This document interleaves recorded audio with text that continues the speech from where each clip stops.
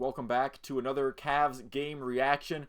Game 11 in Portland against the Trailblazers. The Cavs getting a comfortable win on the road, 101-95. Cavs definitely feeling like they needed a win like this just against whoever they were playing. I know that the Trailblazers are not having a good time so far into the season. They are currently 3-8 with that loss to the Cavs. Also dealing with a good number of injuries heading into the game against Cleveland last night. And the Cavs definitely took advantage of that. Even though they were missing Darius Garland, Cavs still having the much better lineup in this one.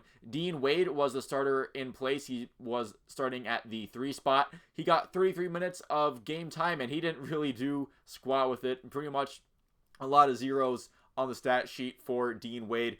Defense, though, much more effective in this one than they have been in recent efforts, only allowing 95 points. Portland wasn't really ever completely out of it in the second half, but Cleveland did what's kind of been happening to them a few times, where the Cavs were definitely able to respond with points when the Trailblazers would push to try to make that deficit a bit closer than comfortable, but the Cavs were always able to have some kind of answer. Karis LeVert with a bit of a rough shooting night after he's been pretty dynamic scoring off the bench, especially from beyond the three-point arc, but Karis LeVert did contribute in other areas of the game. He had 8 rebounds, 6 assists, 2 steals, and a block. So even though the shots weren't necessarily falling as much as you'd like them to for LeVert, he was definitely still having himself a pretty good game out there. And leading the way in scoring for the Cavs once again was Donovan Mitchell, 34 points on 13 of 20 shooting overall, so 5 for 8 from 3. Donovan Mitchell continues to be pretty good for the Cavs this year. He's had at least 20 points in all of his outings. Not the most efficient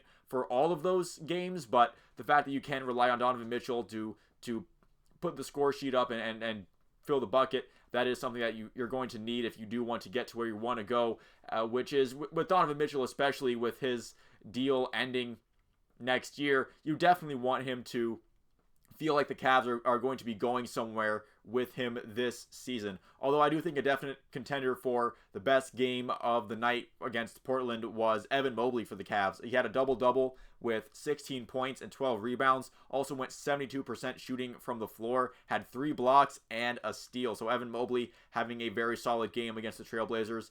I think Niang off the bench definitely still finding his footing a little bit. His outside shooting is getting a little bit better. It's not completely abysmal like it was to start the year, but I do feel like defensively he's still kind of a liability, especially in transition. Going up and down the court just seems to be he seems to be operating on a bit of a slower level than most of the teams that he's playing against. But again, overall defensive performance from the Cavs is pretty much just what you would ask for when you're playing against a team like the Trailblazers, and where a good defensive performance can show up other than just only allowing 95 points on the stat sheet is on the opponent's shooting numbers. And Portland's numbers pretty bad as far as shooting percentages go. 37% from the floor, 34% from 3, although they did shoot decently at the free throw line, 87.5%, but they only did get 16 free throws in the game. So the Cavs, they're not going to be playing the Portland Trailblazers every night. They're not going to get easy wins like that, but maybe this is the kind of game that they needed in order to just build some momentum for the rest of the season. And they play the Detroit Pistons next. I think they play them tomorrow in their next game in the NBA in-season tournament, which again I do feel like is kind of an example.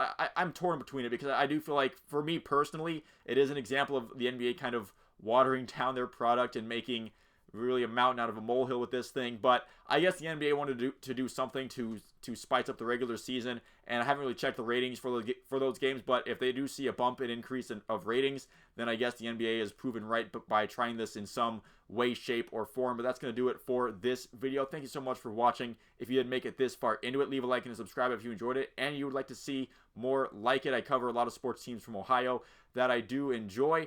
So once again, thanks for watching, and I will see you at the next one.